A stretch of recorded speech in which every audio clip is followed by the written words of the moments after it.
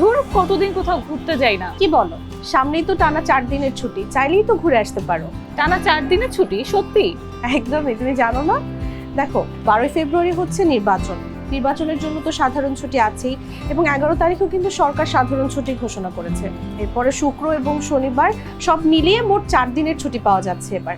আর শিল্পাঞ্চলের শ্রমিক এবং কর্মচারীদের জন্য 10 ফেব্রুয়ারি সাধারণ ছুটি থাকায় শুক্র শনিবার বাদ দিয়ে তারা 3 দিনের ছুটি পাচ্ছে। কিন্তু নির্বাচনের ছুটি থেকে আদৌ ঘুরতে যাওয়া সম্ভব হবে? নির্বাচনে আইনে কি কোনো বাধা নেই?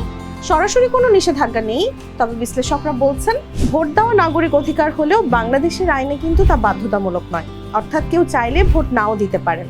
সেই হিসেবে এই সময়টা ব্যক্তিগত কাজেও ব্যবহার করা যায়। তবে নাফিসা, সমস্যা কিন্তু হতে পারে অন্য জায়গায়, যেমন যেখানে নির্বাচন হবে অর্থাৎ নির্বাচনী এলাকায় বহিরাগতদের চলাচলে নানা বিধিনিষেধ থাকতে পারে, আইন শৃঙ্খলা পরিস্থিতি এবং যানবাহন চলাচলেরও বিধিনিষেধ আছে।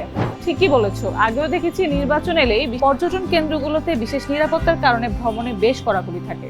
কিন্তু এই ত্রয়োদশ জাতীয় সংসদ নির্বাচন ঘিরে নির্দিষ্ট কোনো এলাকা ভ্রমণে নির্বাচন কমিশন থেকে কিন্তু তেমন কোনো নিষেধাজ্ঞা দেওয়া হয়নি, এবং ট্যুর অপারেটররাও বলছেন যে ভোটের দিন বাদে বাকি দিনগুলোতে স্বাভাবিক বুকিং চালু থাকবে।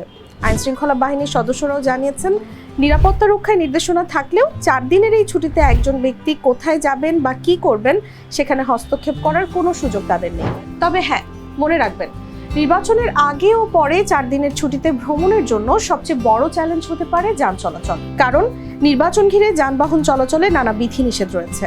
বিশেষ করে নির্বাচনের আগের রাত থেকেই দূরপাল্লার কিংবা স্বল্প পাল্লার যানবাহন চলাচল কার্যত বন্ধ থাকে। ভোটের দিন ইসির অনুমোদন ছাড়া কোনো যানবাহন চলাচল করতে পারবে না। সংসদ নির্বাচন ও গণভোট ঘিরে আগামী 10 ফেব্রুয়ারি রাত 12টা থেকে 13 ফেব্রুয়ারি রাত 12টা পর্যন্ত মোট 72 ঘন্টা মোটরসাইকেল চলাচলের উপর নিষেধাজ্ঞা থাকবে।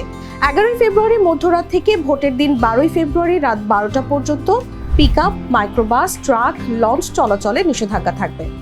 তবে সাংবাদিক, পর্যবেক্ষক অথবা জরুরি কোনো কাজে ব্যবহৃত যানবাহন এবং মোটরসাইকেল নির্বাচন কমিশন বা রিটার্নিং কর্মকর্তার অনুমোদন সাপেক্ষে চলাচল করতে পারবে।